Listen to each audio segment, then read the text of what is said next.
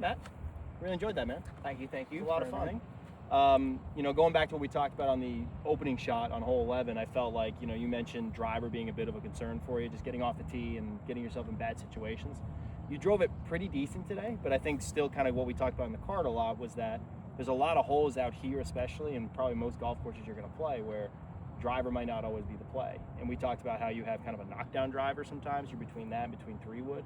I think in the end, just going back to that easier swing, something a little bit more controllable is probably your best benefit. And then also just start playing holes a little bit differently, maybe teeing off with a little bit of a different club, maybe a 3-iron or a hybrid or a fairway wood, just something that positions you more consistent.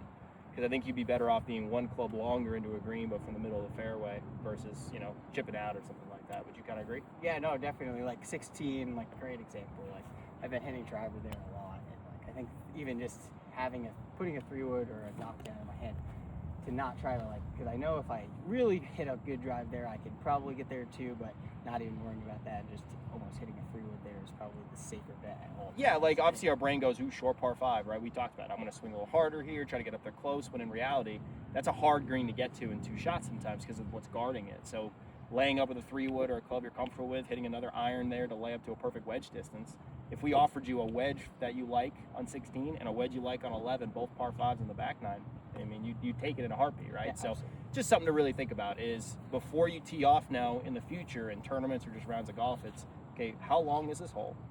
Where's the danger? Is that in my driver length? Okay, why don't I lay back to something a little bit more comfortable and give myself a 9-iron in instead of a pitching wedge, right? That might be a smarter decision.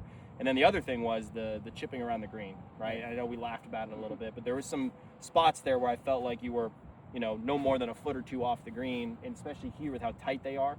I felt like putting there might have been a better course of action. I know obviously you've been struggling with your putter, which might be the reason why you've gone back to chipping.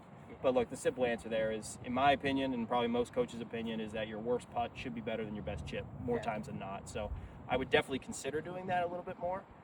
We had a little putting lesson today. I think we need to continue to work on that a little, get you some more confidence around the greens. But I think I would definitely consider putting those probably more than chipping. Would you?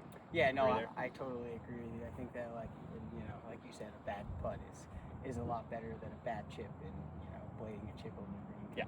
Yeah. Certainly. Which we saw a few times, right? right? Exactly. Yeah. So, but look, really enjoyed it. I feel like there was a lot of good stuff that came out of it, but I think also just a few things there from an on-course management standpoint, I think should help you a lot. So thank you, man. I appreciate it. Anything I do, let me know.